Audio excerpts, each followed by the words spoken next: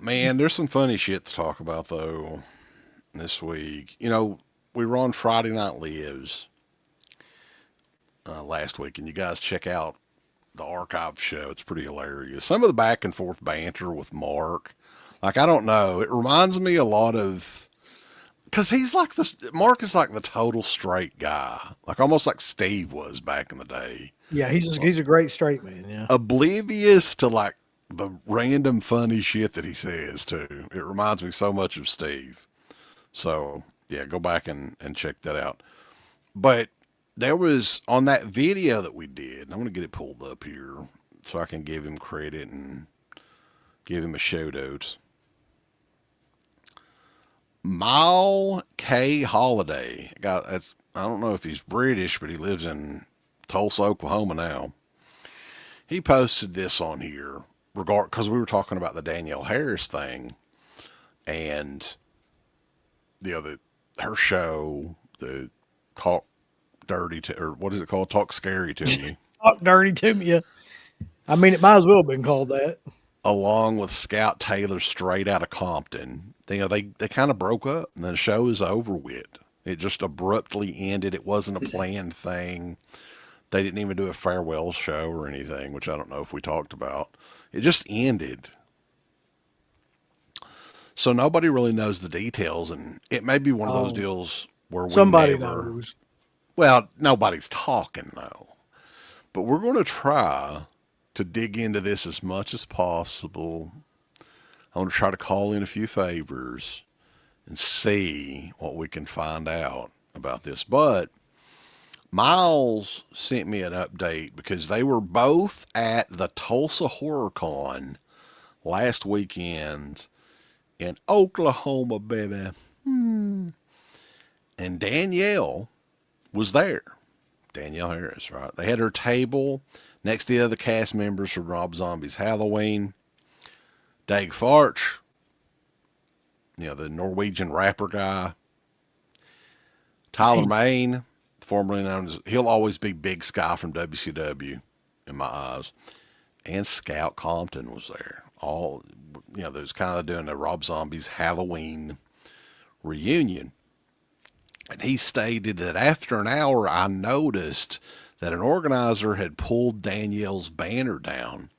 I had assumed that she had dropped out at last minute. Then 5 minutes later, they put her banner back up at a different table away from the other cast members, Rob Zombie's Halloween.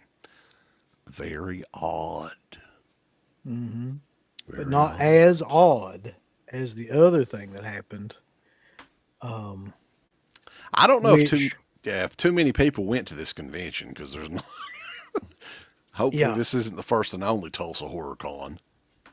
So aside from that, though, you sent me this picture too, which is like, you know, at every horror convention they have these Q&A panels where normally they'll do a Q&A of like a particular reunion to a movie. So if it's like My Bloody Valentine, they'll have everybody from My Bloody Valentine, they'll do a Q&A. If it's Halloween in this case, then they have everybody that's from the movie and they do like a Q&A session with. And to be honest, I've never really seen a convention where, unless it's like a huge star like Robert England, like, and they can't be there, everybody is not there. Hmm. You know what I mean? Like they try to get Well, everybody at these Q and usually A. even Robert England will do the Q and A's because he loves to Yeah, but unless talk. he's like, you know, making $8 million or something. But like the picture that you sent was like everybody was there except Scout Taylor Compton. And it's just, and she was there at the show. It's just she wasn't at that Q&A. Hmm. Yeah, Now, something happened with those two. all of this, by the way, coincides with this appearance that Daniel Harris made on what show did you say it was? The Darren Boozman It's fucking Darren, hour. yeah, Darren and Todd or whoever the hell the other guy is, their podcast. Darren and Todd. That'd be a great podcast. I swear to God, I think that's the name of it. Like That'd the be. I'm sure that podcast is entertaining as hell. But like, so she's on that show, And she talks about, I think she talks about two different things on there that kind of like made horror news.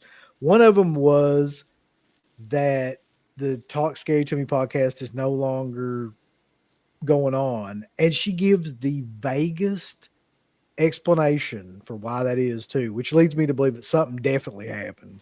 Well, and she pretty much hinted at their relationship is something has happened there, right? Yeah. That their friendship. It's the way she said it too, though. It's one of them things where, like, you've got like a PR person and they try to come up with like the most vague, generic way to answer a question. Like, and she was talking about it, and then she was like, sometimes people grow apart, and like, the show was affecting our relationship and all this shit. It's like, what the fuck are you talking about? Like, we've been doing this show for 20 years. Like, I mean, I get that, like, I don't think this show has ever affected our relationship, like, at all.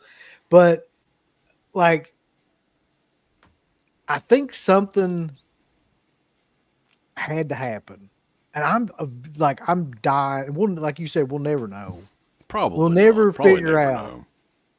We'll never figure out Maybe. like, why that happened. I about guarantee it.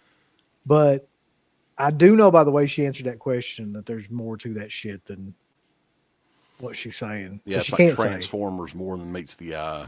Yeah. Or the eyebrow in this case. And, you can tell by the interview that she did. And I urge everyone to go check out the Darren and Todd Power Hour or whatever the hell it's called. Check that interview out because you get a good idea of what type of person that she is. Oh, yeah. Just the way that she comes across. Yeah, she didn't help herself out at all in that interview. And most of the people that I know that had seen it, that had never met her, they told me that they had no interest in giving her money after some of the stuff that she was saying. Yeah, just go and check it out. And we will keep you guys updated. Like I said, we got some friends in the business. We know people in this town. They tell us things from time to time. We'll see what we can find out. A big thanks goes out to our supporters over at DEADPIT on Patreon.com. You can get hours upon hours of great content, right, Uncle Bill? There's so many hours of content. We've got reviews. We've got songs.